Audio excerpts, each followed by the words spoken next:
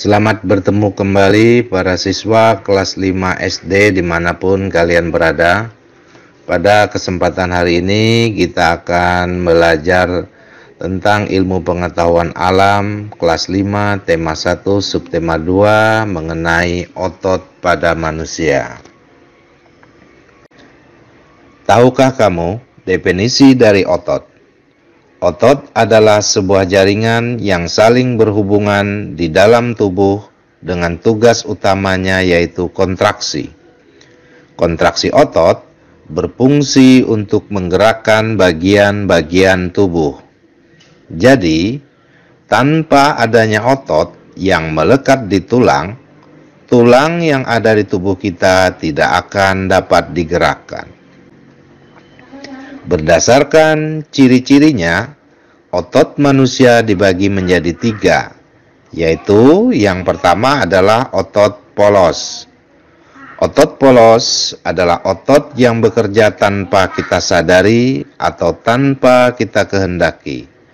Otot polos bekerja atas perintah otot dan kebutuhan tubuh.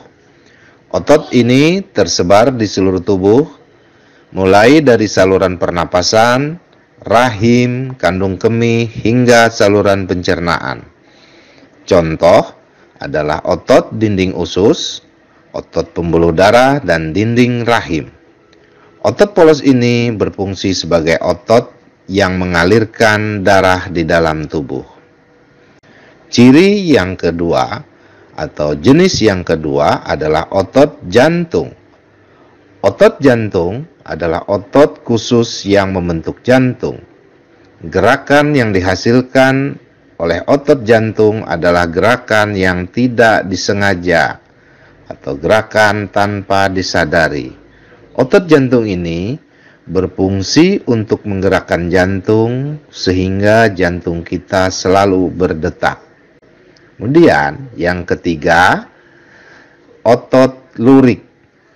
Otot lurik adalah otot yang menempel pada rangka dan digunakan untuk pergerakan.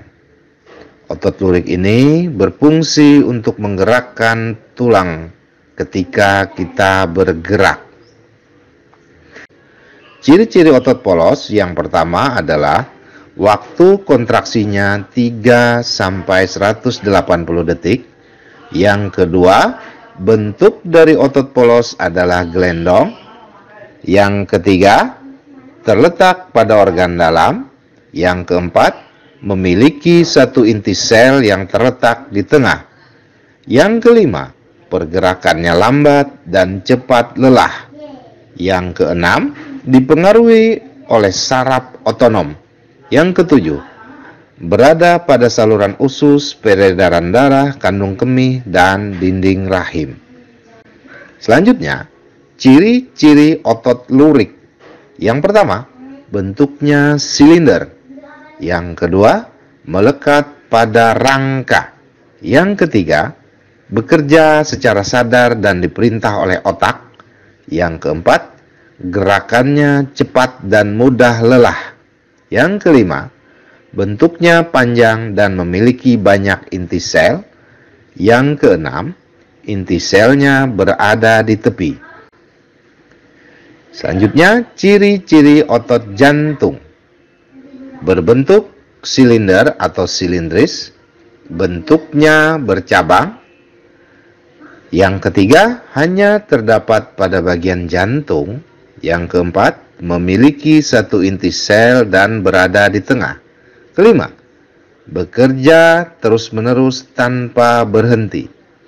Keenam, bekerja tanpa kesadaran manusia.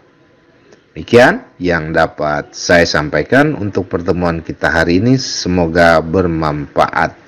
Salam cerdas selalu.